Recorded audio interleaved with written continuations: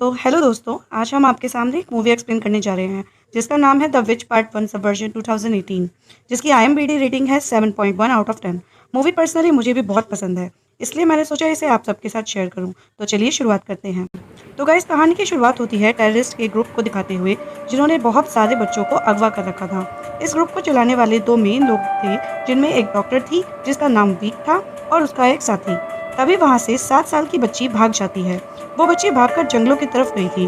वे लोग उसे बहुत तलाशते हैं, लेकिन वो बच्ची कहीं नहीं मिलती। तो वे लोग भी ये सोच लेते हैं कि वो बच्ची इतनी ज़्यादा चोटों के साथ जिंदा नहीं रह सकती।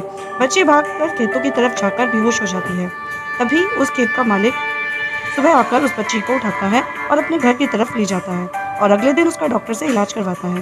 डॉक्टर कहता है ये बच्ची अब इतनी जख्मी हालत में नहीं है और जल्द ही ठीक हो जाएगी।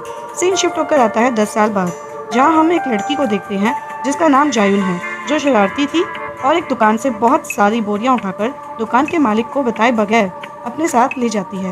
वो चालाक थी और समझदार भी, लाइसेंस के बिना गाड़ी चलाती थी।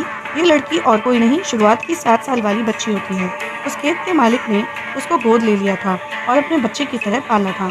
पढ़ाई में अच्छे होने के साथ साथ वो अपने पिता के साथ काम भी करती थी और कभी कभी उसको सरदर्द के दौरे भी पड़ते थे, जिस दौरान उसे अपने बीते हुए कल की बातें याद आने लगती थी और उन बातों को याद करते हुए उसका सर फटने लगता था। एक दिन उसको उसकी दोस्त एक सिंगिंग कंपटीशन की ऐड दिखाती है, जिसमें जीतने वाले को बहुत सारे पैसे मिलने वाले थे। ये वीडियो देखकर जायुन बहुत खुश हो जाती है और इस कंपटीशन में हिस्सा लेने का फैसला करती है ताकि वो जीते, क्योंकि उसको पैसों की ज़रूरत थी, क्योंकि वह अपनी फैमिली की मदद करना चाहती थी। फिर इस कंपटीशन का ऑडिशन देने के लिए वो चली जाती है, जहाँ पर उसका गाना सुना जाता है, जिससे हमें पता चलता है कि वह कितना अच्छा गाती है। वह गाना गाने के साथ साथ एक जादू भी दिखाती है, जैसे अपनी माइक को हवा में कर देती है, जो इस बात को जाहिर करता था कि उसके अंदर सुपरनेचुरल पावर्स हैं, जिससे हम समझ पाते हैं कि उसके अंदर कुछ तो अलग है जो बाकियों से अलग बनाता है उसे। उसका ये पहला राउंड बहुत अच्छा रहता है। उसके मॉम डैड टीवी पे उसे देखते हैं कि उसने मैजिक करके दिखाया है, तो वह थोड़ा परेशान हो जाते हैं। जायुन को ऐसा करने से मना करते हैं, क्योंकि अगर वो ऐसा करेगी तो उसकी असलियत सबके सामने आ जाएगी, जिससे वह हमेशा के लिए अपने माँ बाप से दूर हो जाएगी, जो वो नहीं चाहते। अगले दिन जायुन के लिए एक सिंगिंग स्टूडियो जा रही होती है, क्योंकि अगले राउंड के लिए उसे बुलाया गया था। उसकी सीट के सामने एक आदमी बैठा हुआ था जिसका नाम नोबलमैन था। उससे बात करने की कोशिश करता है और कहता है कि मैं तुम्हें जानता हूँ, और थप्पड़ का इशारा करते हुए उसका गुजारा हुआ वक्त याद दिलाने की कोशिश करता है और कहता है कि 10 साल पहले जो तुम्हारे साथ हुआ था उसमें मैं भी शामिल था। जायुन को कुछ याद नहीं आता और नोबलमैन वहाँ से उठकर दूसरे डब्बे में जाने लगता है। तभी उसकी टक्कर एक आदमी से होती है और नोबलमैन गुस्सा हो जाता है, उस आदमी पर हमला कर देता है और उसे इतना मारता है कि अधमरा कर देता है। उसे उठाकर ट्रेन से बाहर फेंक देता है और ये सीन देखकर हम समझ जाते हैं कि वो कोई आम लड़का नहीं है, उसे भोले दिखने वाले चेहरे के पीछे एक खतरनाक इंसान छुपा है। जायुन सेकंड राउंड में पहुंचती है और इस राउंड को जीतकर अगले राउंड में पहुंच जाती है। खुशी खुशी जब वो भागती हुई आ रही थी, तभी उसकी तबीयत खराब हो जाती है। उसकी नाक से खून आने लगता है और फिर से उसे सरदर्द के दौरे पड़ने लगते हैं। जब वो नॉर्मल होकर वॉशरूम से बाहर आ जाती है, उसकी दोस्त उसे बाहर लेकर सड़क पर आ जाती है। वो भी गाड़ी आने का इंतजार कर ही रही थी कि तभी उसके सामने 2 काले रंग की गाड़ी आ जाती है। एक गाड़ी में से डॉक्टर वीक का साथी निकल कर आता है और जायुन को लिफ्ट देने के लिए कहता है। उसका असली मकसद उसको अगवा करने का था। तभी उनकी गाड़ी आ जाती है और जायुन और उसकी दोस्त उसे इग्नोर कर अपनी गाड़ी में बैठ जाते हैं। जब जायुन टीवी में आई थी तब वो दुनिया में मशहूर हो गई थी और उसके गाने का वीडियो डॉक्टर वीक और उसके साथी के पास चला गया था। तो वो समझ गए कि ये वही लड़की है जो 10 साल पहले उनकी कैद से भाग गई थी। अब जायुन को हम बस स्टैंड पर देखते हैं, जो बस के आने का इंतजार कर रही थी।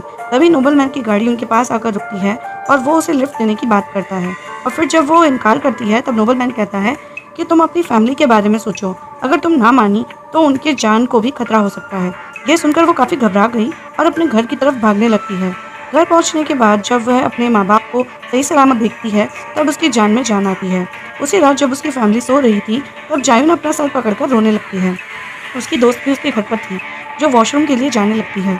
जायुन को बाहर से किसी की आवाज़ आने लगती है, तो वो घबराते हुए उठकर बैठ जाती है। तभी एक आदमी उसके सर पर गन रख तान देता है। एक आदमी ने उसके दोस्त की गर्दन पर चाकू रखा हुआ था। उन लोगों का लीडर उनके सामने आता है, जो डॉक्टर वीक का साथी था और जायुन को अगवा करने आया था। तब वह लोग उनके अपने साथ चलने के लिए कह रहे थे कि तभी जायुन को दोबारा से सरदर्द का दौरा पड़ने लगता है। तभी एक आदमी ज़बरदस्ती उसे वहाँ से ले जाने की कोशिश करता है, तो एकदम गुस्से से जायुन लाल हो जाती है और उस आदमी को वह ज़ोर से मारती है और उसे गन छीन लेती है, बाकी लोगों को भी उड़ा देती है। अब उसे खुद पर यकीन नहीं आ रहा था कि नॉर्मल होने के बावजूद मैं ऐसा कैसे कर लिया। तभी नोबलमैन और उसके साथी आ जाते हैं और उससे कहते हैं कि मैंने कहा था ना कि मैं तुम्हें जानता हूँ, तुम बाकी लोगों की तरह नॉर्मल नहीं हो, बल्कि सबसे हटकर हो, और यही वजह है कि मैं और वो लोग तुम्हारे पीछे पड़े हैं। अगर तुम मेरे साथ चली तो इसमें तुम्हारा ही फायदा है, तुम्हारी याददाश्त भी वापस आ जाएगी। जायुन चलने के लिए मान जाती है। वो उसे अपने साथ गाड़ी में बिठाकर एक रिसर्च लैब में लाते हैं। उसकी मुलाकात होती है डॉक्टर वीक से। उसे देखकर डॉक्टर वीक भी खुश हो जाती है और कहती है कि मुझे लगा था कि तुम मर गई। जब तुमने टीवी पर वो जादू किया तब मैं समझ गई कि तुम वही लड़की हो, और मेरी हिम्मत जो खो गई थी अब दोबारा लौट आई। जायुन को कुछ याद नहीं आता था और उसके नाक और मुंह दोनों से खून बहने लगता है। डॉक्टर वीक जो दूसरे कमरे में बैठकर उससे बातें कर रही थी हंसने लगती है और अपने डॉक्टर को उसे इंजेक्शन लगाने को कहती है। वह ऐसा ही करता है और उसे इंजेक्शन लगा देता है। डॉक्टर वीक उसे बताती है कि तुम असल में इंसान के रूप में एक विच हो और अब तुम्हें सब याद आ जाएगा। तुम्हें अपने गुजरे हुए वक्त और अपनी शक्तियों के बारे में सब पता चल जाएगा, अपनी सुपरनेचुरल पावर के बारे में भी। हमें ये इंजेक्शन तुम्हें रोज़ नहीं देंगे तो तुम्हारी नाक और मुंह से खून निकलता रहेगा। इसमें घबराने वाली कोई बात नहीं है। डॉक्टर वीक का मकसद यही था कि वो उस इंजेक्शन लगाकर अपने लिए इस्तेमाल करे। लेकिन कहानी अब यहाँ पर एक नया मोड़ लेती है जब जायुन अचानक से मुस्कुराने लगती है और कहती है, तुम्हें क्या लगता है तुम मुझे यहाँ लाई हो? तुम गलत हो, क्योंकि मैं यहाँ खुद आना चाहती थी ताकि तुम मुझे ये इंजेक्शन लगा दो। इससे मेरी ज़िंदगी कुछ और साल बढ़ गई। मेरी इस बीमारी की वजह से मेरी कुछ दिनों में मौत होने ही वाली थी, लेकिन शुक्रिया, तुमने मेरा ये काम आसान कर दिया। जिसके बाद वो बहुत खतरनाक अंदाज से उठती है और अपनी पावर से वहाँ मौजूद सारे डॉक्टर्स को मार डालती है। उसके बाद वो बाहर आकर इस बिल्डिंग के सारे लोगों को मारने लगती है। यहाँ मैं आपको बता दूँ कि जायुन के अंदर ये ताकतें कैसी हैं, क्योंकि असल में वो सचमुच विच है। तभी तो वह इतनी छोटी उम्र में इनकी कैद से भाग गई थी, क्योंकि बचपन से उसके पास सुपर नेचुरल पावर्स थी और तभी वह डॉक्टर के सारे लोगों को मारकर वहाँ से भाग गई। कहानी में अब तक वो बस ड्रामा कर रही थी, क्योंकि शुरू से लेकर अब तक उसको अपना गुजरा हुआ सारा वक्त याद था। सिंगिंग कंपटीशन में हिस्सा उसने ये सोचकर नहीं लिया था कि उसे अपनी फैमिली की ज़रूरतों को पूरा ये था ताकि वो डॉक्टर वीक तक पहुंच सके। उसको जादू करना, नोबलमैन से मिलना, अगवा होना, सब बस एक नाटक था। अपने प्लान के मुताबिक वो यहाँ पर आकर सब लोगों को मार देती है अपना बदला लेने के लिए। फिर वो डॉक्टर वीक की टांग पर गोली मारती है और कहती है कि तुमने कैसे सोच लिया? तुम ये भूल गई कि मैं तुम्हें और उस दिन को कैसे भूल सकती हूँ जब तुमने मुझे दर्द दिया था और मैं हर रोज़ तड़पा करती थी। उसे एक और गोली मारती है और तभी यहाँ पर नोबलमैन आ जाता है जो जायुन पर गन पॉइंट कर देता है। नोबलमैन भी जायुन जैसा एक बच्चा था जिसे डॉक्टर वीक ने अगवा किया था। उसके पास जायुन जैसी शक्तियाँ नहीं थी, इसी वजह से वह जायुन से जलता था और उसके पीछे पड़ा था। तभी डॉक्टर वीक का एक साथी जायुन के पास आता है और जायुन को डॉक्टर वीक के उस साथी को भी देखकर उसकी हैवानियत याद आ जाती है कि वो कितना बेरहम था और उस रात उसने मेरे साथ बहुत गलत किया था। इससे पहले कि वह उस पर हमला करता, जायुन उसको पकड़ लेती है और उसके जिस्म को बुरी तरह मरोड़कर उसकी हड्डी तोड़ देती है और आखिरकार उसकी मौत हो जाती है।